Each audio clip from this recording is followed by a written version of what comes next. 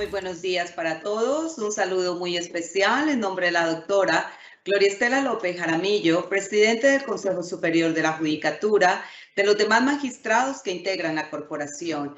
De igual forma, un saludo muy especial en nombre de la doctora Marilucero Novoa Moreno, directora de la Escuela Judicial Rodrigo Lara Bonilla. Sean todos bienvenidos a esta conferencia virtual denominada Apropiación de la gestión del cambio e innovación, que hace parte del ciclo de capacitación en habilidades humanas. El universo es dinámico, el mundo cambia a gran velocidad y esto nos afecta tanto a nivel personal como laboral. Es por ello que la adaptación y gestión del cambio se tornan en una habilidad fundamental para enfrentarnos al presente y al futuro. El cambio puede definirse como una acción o transición de un estado inicial a otro, es lo único constante en la vida. De ahí que siempre sea importante la reflexión acerca de las necesidades, asumirlo como natural y el factor principal de la evolución, dado que vivimos en un mundo de acelerados cambios sociales, culturales y de innovación tecnológica. Por ello, es necesario posesionarse como sujeto cambiante, sea cual sea nuestra labor o posición, y admitir de esta forma que es susceptible de ser gestionado para llevar a términos mejores nuestra misión y que asimismo en el ámbito personal y profesional sea la mejor. La conferencia del día de hoy tiene como propósito abordar el tema de la apropiación de la gestión del cambio o innovación, que responde a la necesidad de tener control sobre los procesos, implica visualizar el futuro deseado, planear y ejecutar acciones que nos lleven a alcanzar el resultado esperado.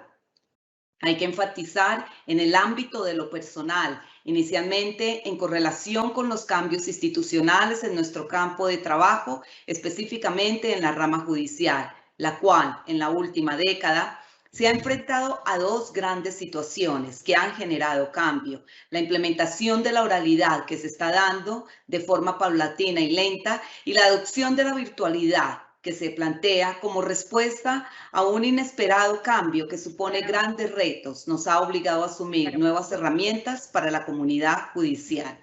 En esta oportunidad tenemos el gusto de contar con la doctora Patricia García Moreno, trabajadora social de la Universidad del Valle, magíster en Educación Ambiental y Desarrollo Sostenible de la Universidad Santiago de Cali, con experiencia laboral en instituciones prestadoras de servicio de salud, investigación en salud pública, docencia en educación secundaria y actualmente se desempeña como asistente social del Juzgado Quinto de Familia de Oralidad en Cali. Doctora Patricia García Moreno, es un gusto tenerla con nosotros. Bienvenida, tiene el uso de la palabra. Buenos días, doctora Cuellar. Muchísimas gracias. Gracias a la doctora Marilucero Novoa, directora de la Escuela Judicial Rodrigo Lara Bonilla. Un saludo extensivo a la doctora Gloria Estela López Jaramillo, presidente del Consejo Superior de la Judicatura. A todos los servidores judiciales y servidoras judiciales, demás personas que se han conectado a esta conferencia virtual. Bienvenidos, es un gusto estar con ustedes. Soy Patricia García. Me dirijo desde la ciudad de Santiago de Cali por delegación de la Asociación Nacional de Asistentes Sociales de la Rama Judicial. Como lo ha anunciado la doctora, hoy vamos a presentar el tema de la apropiación de la gestión del cambio e innovación. A continuación vamos a presentarles unas diapositivas que hemos preparado para guiar esta conferencia. Muchas gracias. Como lo habíamos anunciado, la apropiación para la gestión del cambio e innovación es un tema que nos interesa en este momento, dado los cambios que se han presentado en nuestro medio local. El cambio es un tema que no es ajeno a nosotros. Todas las personas hemos vivido cambios. Alguna vez todos nos hemos sentido con miedo ante una situación nueva. Yo me preguntaba mientras preparaba esta exposición, ¿qué tan interesante puede ser presentar un tema tan común del que todos tienen una idea? Pero precisamente por eso, por ser un tema común, por ser un tema inherente a la vida, es que es necesario hablar de cambio. Pero no solo de cambio en sus conceptos, sino de la posibilidad que tenemos los seres humanos para gestionar nuestras situaciones y modificar, no dejarnos llevar simplemente como el camarón que se lo lleva la corriente, sino también ser protagonistas en las situaciones que se nos presentan en la vida. Esta presentación la hemos dividido en 2 espacios. Inicialmente hablaremos del cambio y sus conceptos. Luego vamos a ir ahondando en el análisis de los cambios que se han sucedido en nuestro espacio institucional, que es la rama judicial, para finalmente presentar algunos modelos de gestión del cambio que me parecen apropiados y que pueden ser adaptados si nosotros queremos emprender un proceso de cambio, sea en la parte personal o institucional. Devolvámonos un poquito al título de esta presentación. Lo que vamos a hablar aquí, como ustedes ven, vamos a hablar de apropiación. Desglosemos este título. Apropiación es algo así como adueñarse de. Gestión tiene que ver con la posibilidad de administrar algo. Cambio tiene que ver con la posibilidad de transformar. E innovación hace referencia a la posibilidad de hacer cosas diferentes, cosas nuevas, cosas que no se hayan probado. Entonces, precisamente, lo que necesitamos aquí es darnos cuenta de que nosotros tenemos el poder para transformar nuestra realidad si nos atrevemos a hacer cosas distintas. Básicamente es eso. Terminamos esta parte inicial de introducción con una frase del autor Viktor Frankl, el autor de El hombre en busca de sentido, que dice: cuando no somos capaces ya de cambiar una situación, nos enfrentamos al reto de cambiar nosotros mismos. Esto nos da la idea de que definitivamente, aunque un problema, aunque una situación parezca inalcanzable, por lo menos nosotros tenemos el poder de cambiar la actitud con que asumimos esos desafíos. En la siguiente diapositiva, entonces, tenemos el concepto de cambio. El cambio, entonces, puede ser definido como una acción o transición de un estado inicial a otro diferente. El cambio es lo único constante en la vida, es algo natural. Es el factor principal de la evolución. En términos darwinistas, puede decirse que el cambio es una constante sin la cual la evolución y la supervivencia no serían posibles. Seguidamente, les mostramos esta imagen en la siguiente diapositiva, donde vemos que el cambio no es un tema nuevo. Ya desde el año 500, más o menos, antes de Cristo, el filósofo Heráclito se había referido al cambio. A él se le atribuye la frase: nadie se baña en el río 2 veces, porque todo cambia en el río y en el que se baña.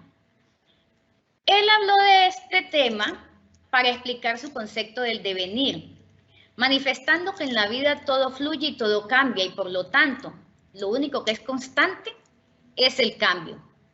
Pero para él el cambio no es algo desorganizado, sino que la naturaleza suele perseguir equilibrio, una estabilidad, a lo que él denominaba logos. Si eso es cierto, si la naturaleza busca un equilibrio, eso nos da la idea de que igualmente nosotros también podemos predecir las situaciones e intervenir en ellas. Recordemos siempre que hoy vamos a hablar acerca de ese poder que tenemos para transformar nuestra realidad. Seguidamente, vamos a ver entonces los tipos de cambios. Hemos visto que el cambio es un tema muy amplio, es un tema que a todos nos atañe, es inherente a la vida, a la evolución, y podríamos desglosarnos y empezar a hablar de pronto de los cambios familiares, de los cambios personales, los cambios corporativos, del cambio climático, por ejemplo, que es un tema de mucha relevancia en la actualidad. Sin embargo, nosotros acá vamos a enfatizar en los cambios que se han dado en nuestra empresa, la rama judicial, y vamos a delimitar 3 tipos de cambios. Los cambios súbitos, los cambios planeados y los cambios evolutivos.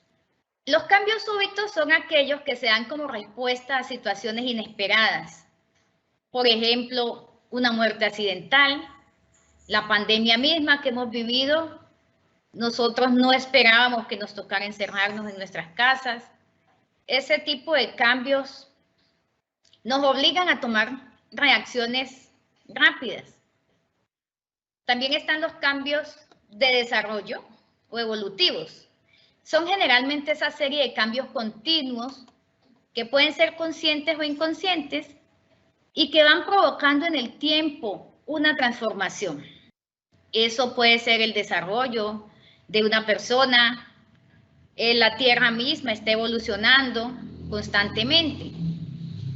Y los cambios planeados o gestionados, que son cambios determinados a partir de la reflexión y el análisis para realizar ajustes graduales a las circunstancias.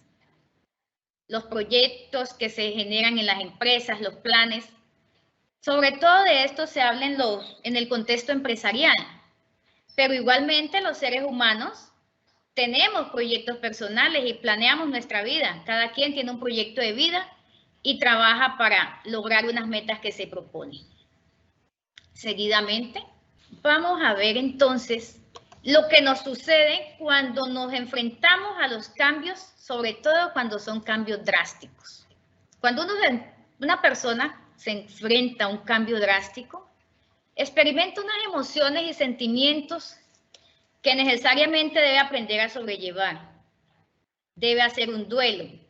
Y por ello me parece interesante que revisemos aquí las fases o etapas del duelo tomados de la doctora Elizabeth Kubler, que fue una médica psiquiatra que, estando retenida algunos años en Polonia durante la Segunda Guerra Mundial en un campo de concentración, trabajó con personas que estaban en proceso cercano a la muerte.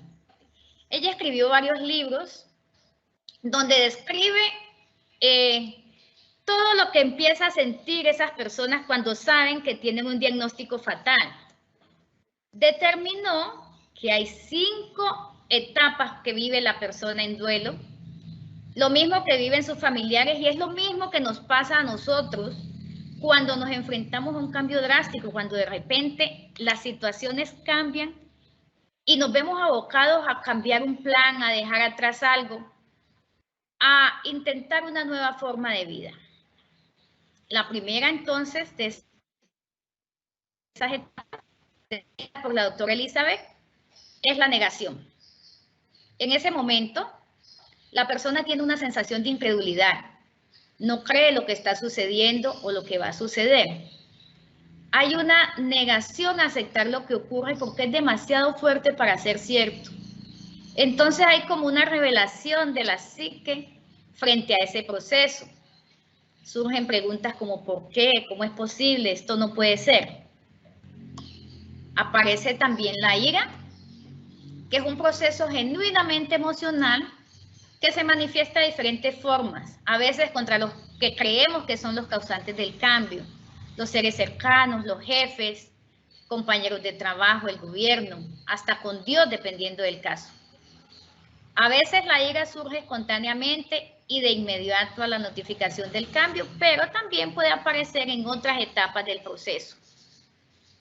La negociación, que sería como el tercer punto, es ya una etapa donde la persona empieza a aceptar un poco de que el cambio sucedió o la situación, y de alguna manera dice, bueno, pero pudo ser peor, ¿qué pude haber hecho yo para que esto no suceda? ¿O qué responsabilidad pude tener yo en esta situación que me aboca al cambio? Seguida, la etapa 4 que manifestó la doctora Elizabeth es la depresión. Y es cuando ya definitivamente la persona sabe que el cambio se dio, que la situación sucedió y que no hay nada que hacer porque no se puede volver al pasado para mejorar o evitarlo. Entonces aparece una sensación de vacío, tristeza. A veces cuando son situaciones laborales se empieza como a criticar mucho, a hablar del mismo tema, como bueno, mire lo que está pasando, para finalmente entrar en una etapa de resolución. Como las otras etapas pueden darse intermitentemente, pueden ser sucesivas o no, pero definitivamente la aceptación o el rechazo definitivo sí son la etapa final, donde la persona como que termina ese proceso emocional.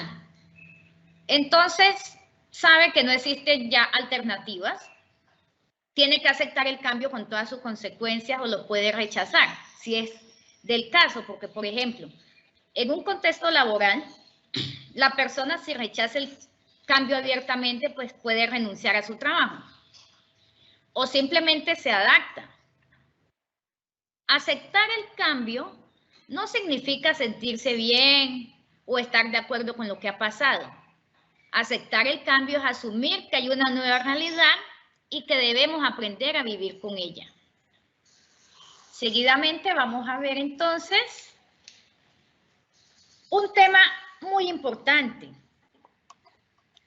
¿Por qué? Porque es como fundamental tanto para aventurarse a situaciones de cambio o puede de alguna manera llevarnos al fracaso. Cuando intentamos un cambio, si no tratamos como debe ser este tema, es la resistencia al cambio. Desde la neurobiología sabemos que el cerebro humano está programado para crear hábitos. Hay un dicho popular que reza que el hombre es un animal de costumbre. Los hábitos parecen dirigir gran parte de nuestros actos como si fueran una especie de piloto automático. Nosotros hacemos muchas cosas sin pensar. ¿Por qué? Porque ya el cerebro ha hecho unos caminos neurológicos para simplificarnos las tareas. Nosotros vemos que cuando una persona aprende a conducir un vehículo, una bicicleta, algo, está muy atenta al principio, está como con todos sus 5 sentidos puestos en la actividad.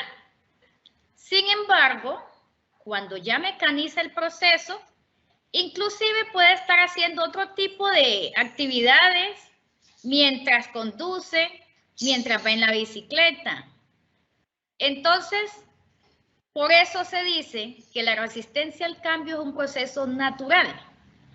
Es inherente a los seres humanos porque es una habilidad natural del cerebro crear los hábitos.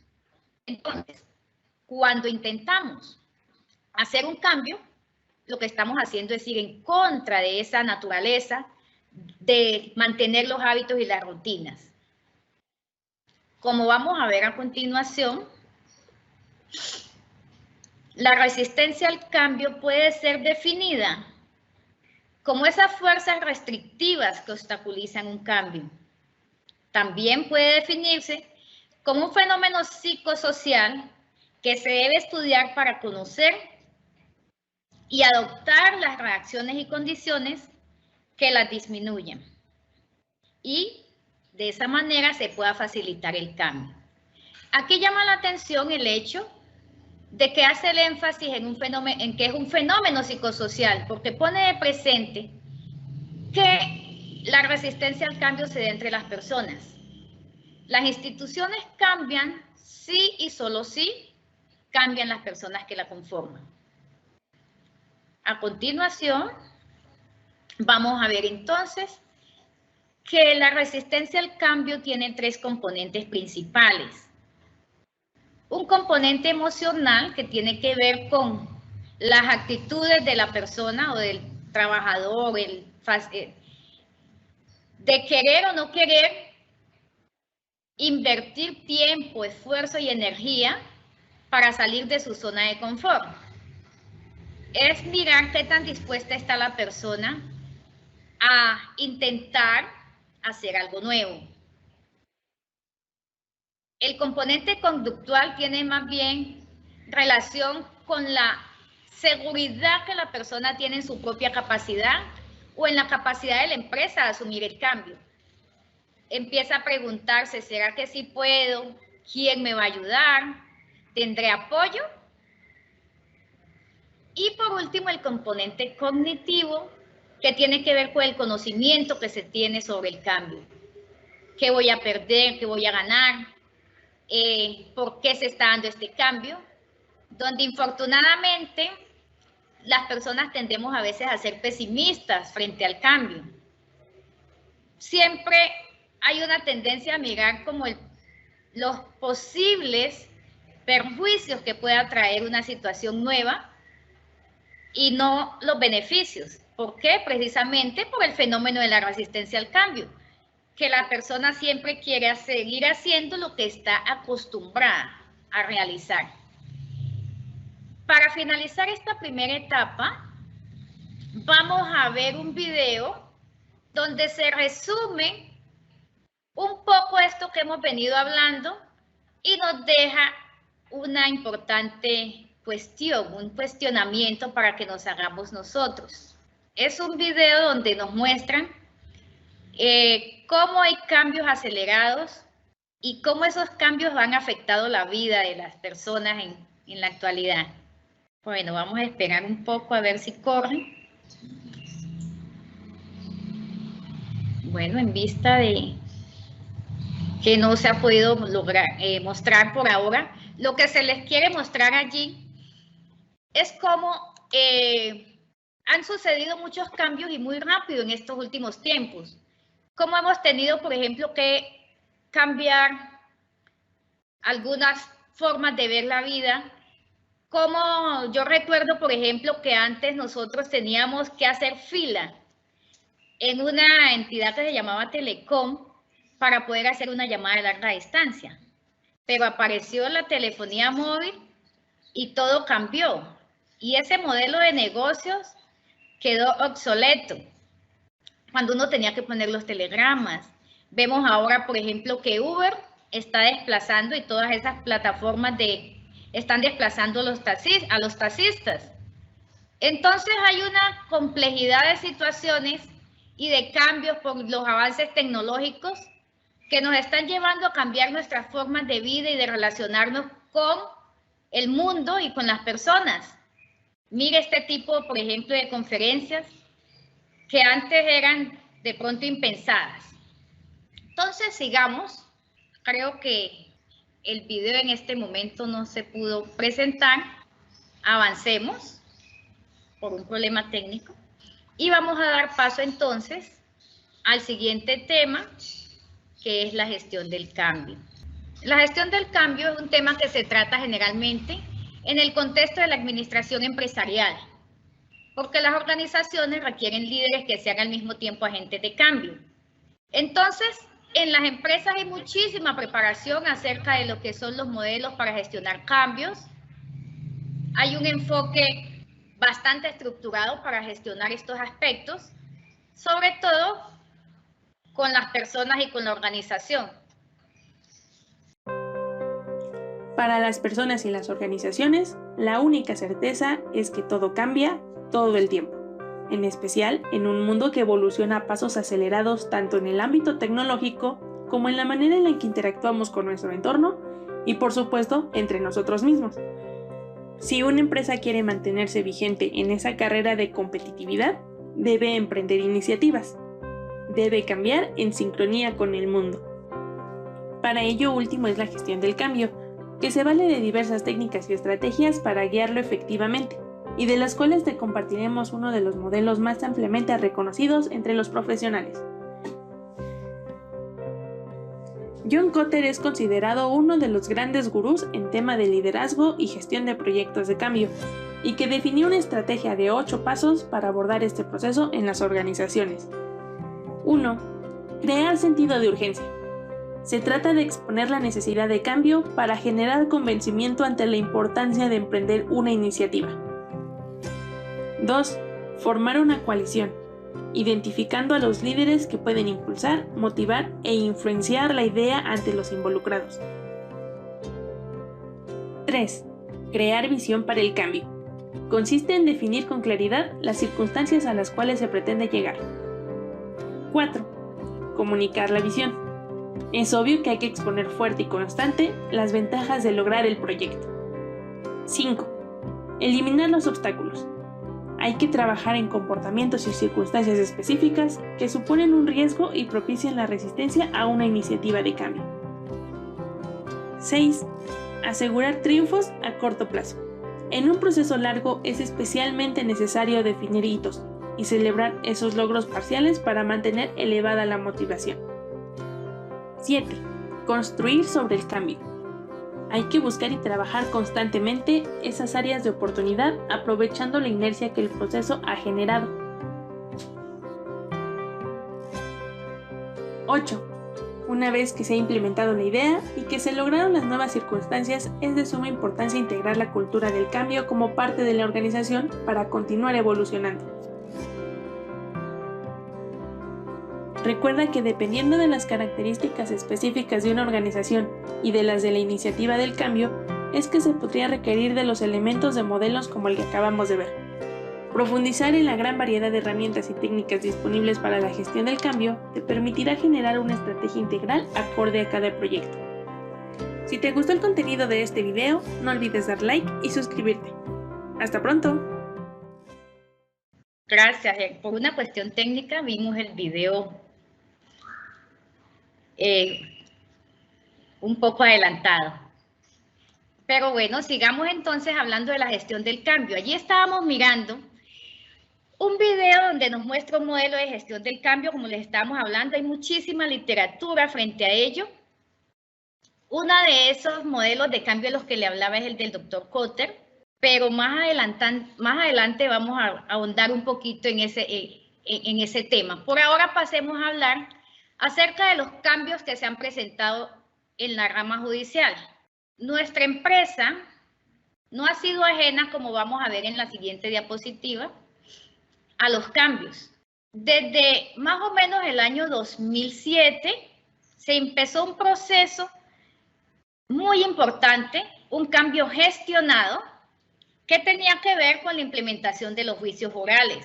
Ese proceso tenía un objetivo muy claro, que era hacer uso de los medios tecnológicos para simplificar trámites y cargas procesales, optimizando el acceso a la justicia de una manera más simple, eficiente y eficaz, para que así los ciudadanos y demás entes solicitantes de protección y reconocimiento de sus derechos obtengan una pronta solución a sus necesidades, garantizando el debido proceso.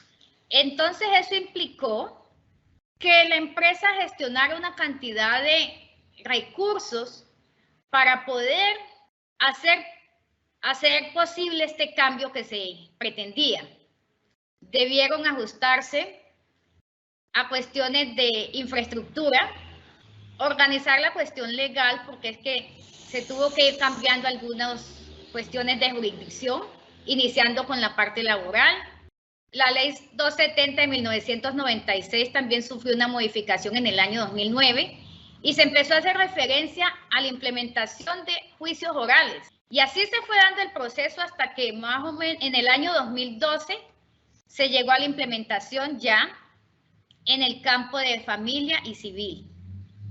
En el 2011, haciendo el monitoreo del proceso, se encontró que definitivamente era un proceso que traía muchos beneficios, que se estaban alcanzando los objetivos, especialmente el objetivo de disminuir los tiempos para resolver los procesos judiciales. Allí vemos una gráfica donde muestra en azul cuánto se demoraba en días para resolverse en la jurisdicción de laboral, penal y en menores, un proceso en el tema cuando se manejaba escritural y cuántos días se gastaban, en rosado está, cuando se implementó la justicia oral o los juicios orales. Seguidamente entonces vemos que como todo cambio, esto ha tenido una parte dolorosa porque siempre hay resistencia al cambio. Entonces esto implicaba que para lograr implementar la oralidad la empresa emprendiera una serie de acciones, tuvo que hacer una planeación y un diseño, se implementó un plan de descongestión porque la idea era poder culminar los procesos que venían en escritural para que todos, ojalá en un cierto tiempo, se hicieran en oralidad. Se tuvo que hacer un plan de comunicación y capacitación para que los servidores judiciales pudieran adaptarse al nuevo modelo. Igualmente, una inversión muy grande en infraestructura para adquirir las tecnologías necesarias y diseñar las salas de audiencias, porque anteriormente se trabajaba en los propios despachos. Como les digo, las resistencias son normales, son naturales y aparecieron. Las personas empezaron a sentir temor, a quedarse sin empleo, sobre todo con el tema de un juzgado tipo que se iba a implementar o que se va a implementar, donde se iban a generar unas secretarías comunes y los juzgados se iban a dedicar prácticamente solamente a la parte jurídica, descargándoles la función administrativa que hasta ahora tienen.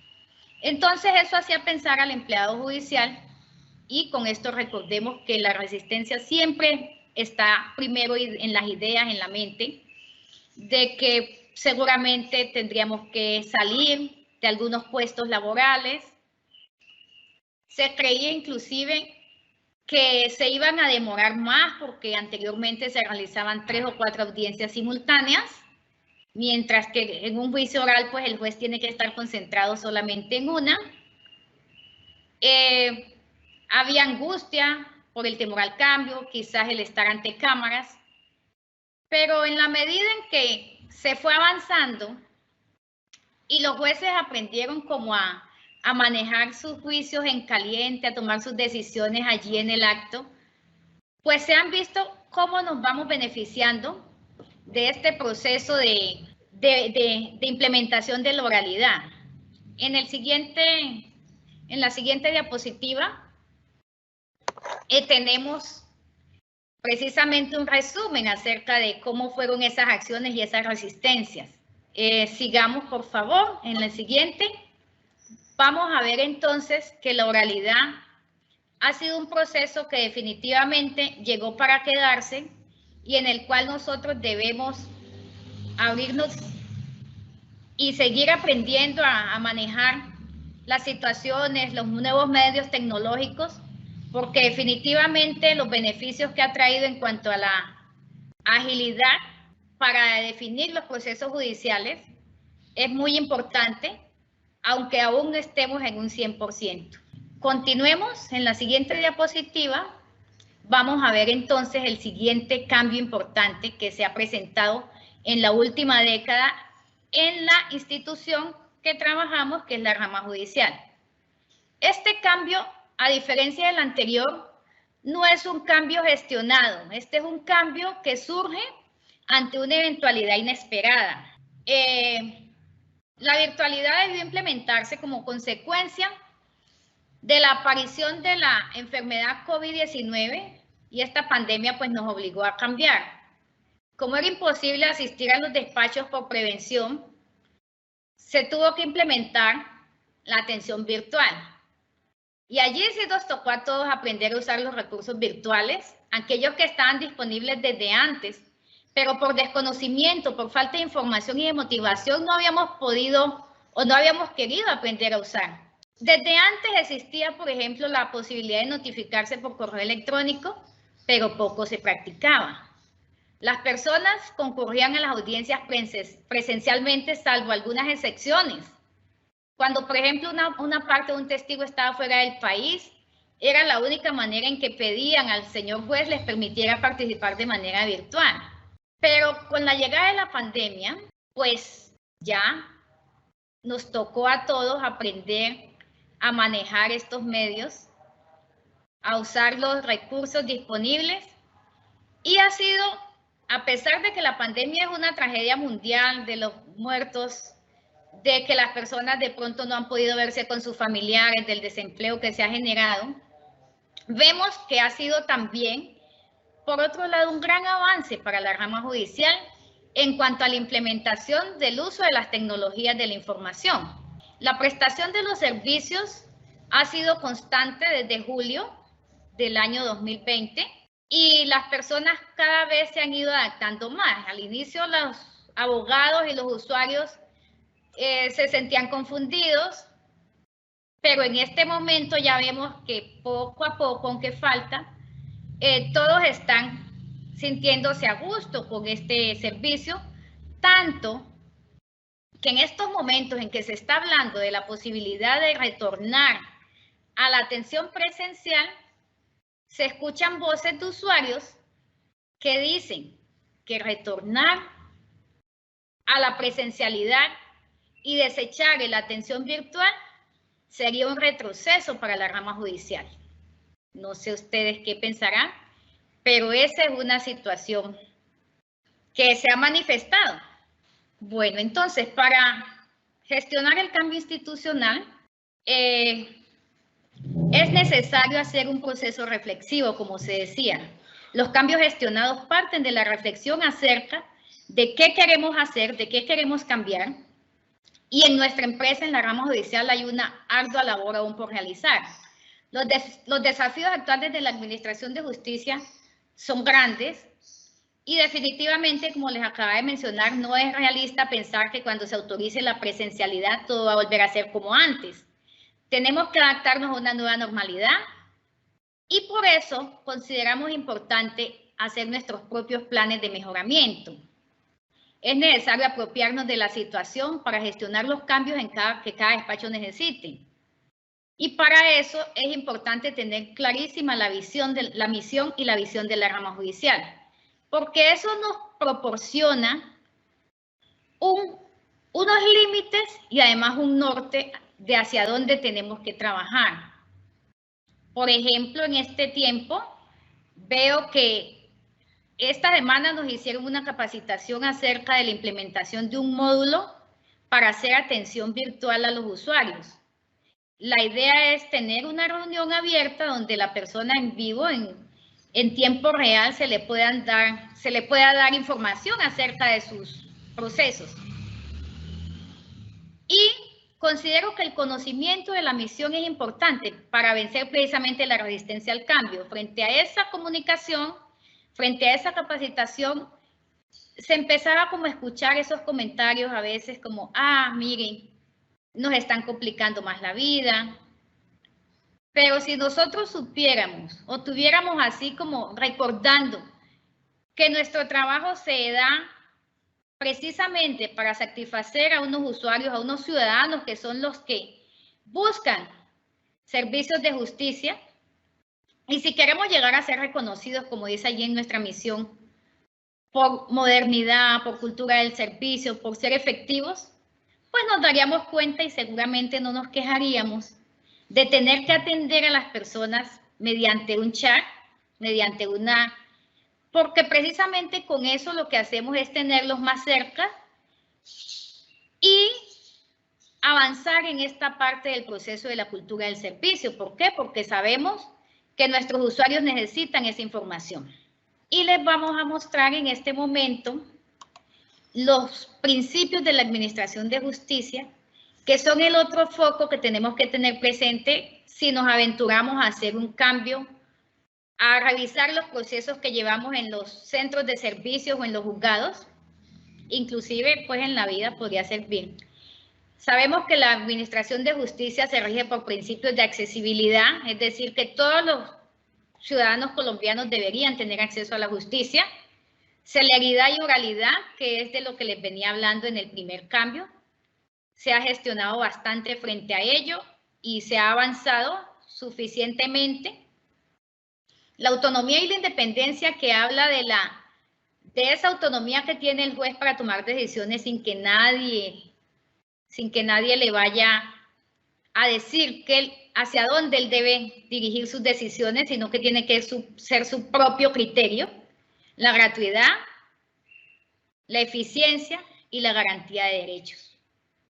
Entonces, consideramos que para gestionar el cambio en la rama judicial, debemos tener muy presentes estos principios, además de la misión de la empresa, que es nuestra razón de ser. Ya les habíamos mostrado entonces el modelo del doctor Kotter, Aquí les presentamos ahora el resumen de los pasos. Estos modelos, como les digo, pueden ser adaptados y nos pueden servir como guía si nosotros nos decidimos a realizar un cambio, sea en el nivel personal o profesional. Kotter era un alemán, él se nacionalizó estadounidense y nos presentó este proceso de cambio en la escuela de Harvard, donde dice que lo primero que hay que hacer para nosotros gestionar un cambio es establecer el sentido de urgencia, o sea, hacerle saber al equipo o convencerse uno de que necesita hacer ese cambio. Luego formar una coalición, desarrollar la visión, comunicarla, y allí vemos que la comunicación es muy importante, eliminar los obstáculos, que en este caso sería trabajar en las resistencias, asegurarse triunfos a corto plazo, construir sobre el cambio y por último anclar en la cultura de la empresa esos nuevos procesos que se hayan implementado. Y vamos a presentar entonces un modelo más sencillo aún, pero más clásico, porque este fue del año 1940, lo presentó el psicólogo Kurt Lewin, y básicamente tiene 3 pasos. Él hace una analogía con un cubo de hielo, y entonces dice que lo primero que hay que hacer para el cambio, sea personal o empresarial, es derretir ese cubo de hielo, que son las fuerzas que nos atan y que no permiten cambiar las creencias, los modelos antiguos. Entonces, en este primer paso, lo que tenemos que hacer es un desaprendizaje de las ideas o de los modelos que tenemos. Hay que realizar un diagnóstico para saber qué es lo que hay que cambiar, establecer cuál es la situación actual y empezar a idearse una situación deseada. El segundo momento en el modelo del Dr. Lewin es el cambio. Y es cuando ya se empiezan a implementar unos procesos tecnológicos o unos nuevos planteamientos estratégicos en la empresa. Se tienen que definir ya unas metas muy concretas y empezar a cuestionar los métodos de trabajo para ver si nos van a llevar a alcanzar la meta propuesta para el cambio. Es un modelo clásico muy básico y lo que manifiesta es que una vez se haya implementado el cambio, entonces viene la etapa de congelar, que es implementar un programa de seguimiento y control. Continuando en la siguiente, entonces, para ir como resumiendo, sabemos que nosotros podemos adaptar esos modelos también a nuestra vida, y para ello vamos ya a manera de conclusión a dejar 3 ideas de lo que hemos hablado aquí. La primera es que el cambio es una constante y por lo tanto debemos aprender a vivir con la incertidumbre, a gestionar los cambios, en la medida de lo posible lograr que las cosas sucedan no por el azar, sino porque nosotros podemos influir en ellas. Y para implementar un cambio realmente no necesitamos un máster en administración, sino que lo que necesitamos es involucrarnos.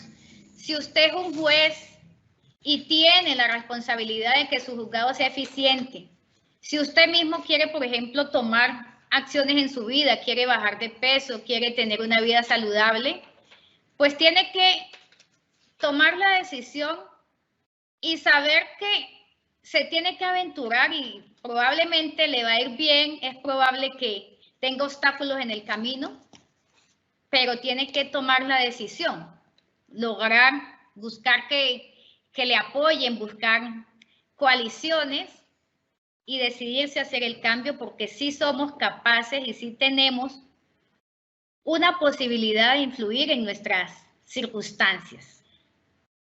La otra idea tiene que ver con la importancia de empezar a trabajar en los modelos mentales cuando nos aventuramos a realizar un cambio. Como decíamos, las organizaciones solo cambian si cambian las personas. Las organizaciones como tal no son entes abstractos, sino que son la suma de las ideas de las personas que en ella trabajan. Entonces, si cambiamos las ideas, vamos a cambiar la realidad empresarial o la realidad personal. Y por último, recordar que en estos tiempos de acelerados cambios es fundamental adoptar la cultura de la innovación, que no es otra cosa que tener mente abierta, que saber que el cambio es una constante en la vida y que nosotros podemos asumirnos como protagonistas. Para eso necesitamos tener la capacidad de aprender cosas nuevas y decidirnos a ello. Hay que atreverse a hacer y a cambiar nuestra manera de vivir, de trabajar y sobre todo permanecer optimistas, porque siempre nos frena la idea de que las cosas pueden salir mal. Y sí, en una realidad pueden salir mal, pero también podemos estarnos perdiendo de muchos éxitos si no nos atrevemos a emprender. Termino entonces con la siguiente frase que vamos a ver, que es de Darwin, quien dice que no es la especie más fuerte la que sobrevive ni la más inteligente, sino la que responde mejor al cambio. Muchísimas gracias por su atención. Le cedo la palabra a la doctora Cuellar. Muchas gracias, doctora Patricia. Vamos al fragmento de preguntas. Primera pregunta, ¿cuáles son las recomendaciones para quienes les cuesta trabajo enfrentarse a los cambios? Lo primero sería que comprendan que el cambio es una constante, que el cambio es normal, que es inherente a los seres humanos, es decir, si te sientes con angustia, si te cuesta adaptarte a los cambios, piensa que todos los seres humanos nos sentimos así. Entonces hay que expresarlo, hay que investigar, hay que buscar información acerca de ese tema que te produce temor y empezar a hacer cambios pequeñitos gestionados por nosotros mismos, donde no revista peligro. Por ejemplo, ver una película de acción si nunca te la has visto, hacer un viaje solo, ese tipo de cosas pueden ayudar. Y en últimas, si ves que te angustia demasiado, que te cuesta demasiado, pues existe el recurso de la ayuda profesional para las personas que definitivamente tienen como muchísimas dificultades para adaptarse al cambio. Siguiente pregunta, doctora. ¿Cuáles son los principales pasos prácticos para aplicar el proceso de cambio en el entorno laboral y personal? ¿Me repite, por favor, doctora? ¿Cuáles son los primeros pasos prácticos para aplicar el proceso de cambio en el entorno laboral y personal? Ok. Bueno, si usted lo primero es identificar que usted tiene una necesidad de cambio, ¿cierto? Si quiero emprender un proceso de cambio, sea en el entorno laboral o personal, pues debo primero identificar qué es lo que quiero cambiar. Una vez identificado eso, lo primero que hay que trabajar es en la reflexión personal, en el cambio de las actitudes mentales. Porque la mayoría de las veces lo que nos deja anclados a una situación es precisamente nuestra actitud mental. En estos días leía un cuento o una historia donde hablaban de que había un elefante en una jaula de 8 metros y que siempre se paseaba y se paseaba ese mismo trayecto. A los años le derribaron la jaula y el animalito siguió siempre caminando el mismo trayecto porque él nunca se enteró de que ya las barreras habían sido eliminadas. Entonces eso es lo que nos pasa también a los seres humanos. A veces no nos damos cuenta de que los límites solo están en nuestra mente. Entonces lo primero es eso, convencernos de que no hay límites, de que podemos empezar un proceso de transformación. Lo segundo sería definir entonces las metas. Lo tercero, buscar información y seguir, por ejemplo, un modelo de cambio como los que acabamos de ver, que tiene que ver con definir metas, con empezar a generar las acciones y hacer un plan estructurado. Última pregunta, doctora. ¿Qué competencias cobran relevancia para que las personas se apropien de la gestión del cambio, teniendo en cuenta las situaciones actuales de la rama judicial?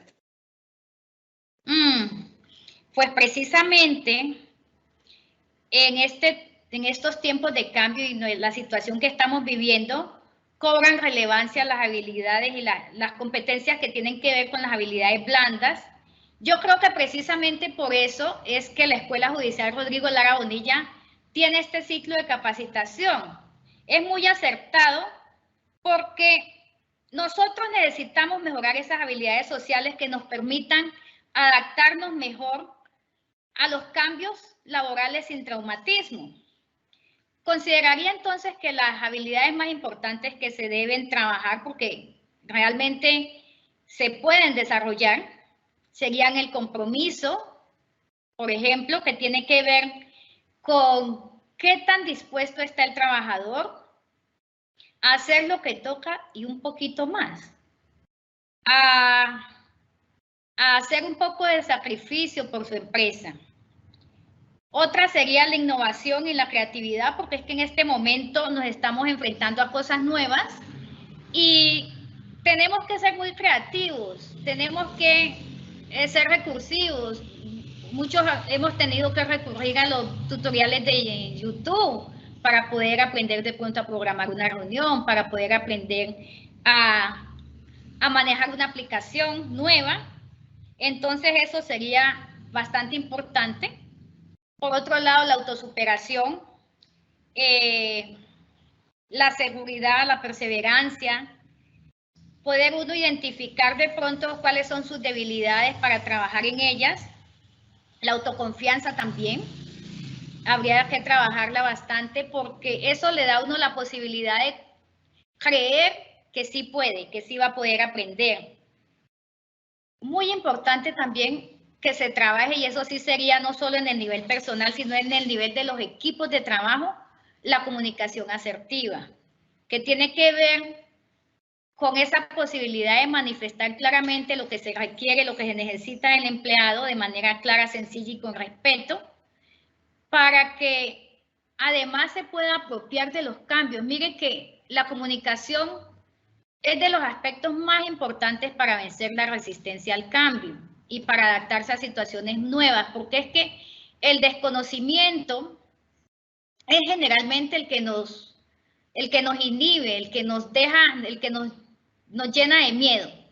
Pero en la medida en que nosotros mejoramos el conocimiento, también nos vamos soltando y podemos empezar a aportar mejor para que las situaciones laborales se resuelvan de manera favorable.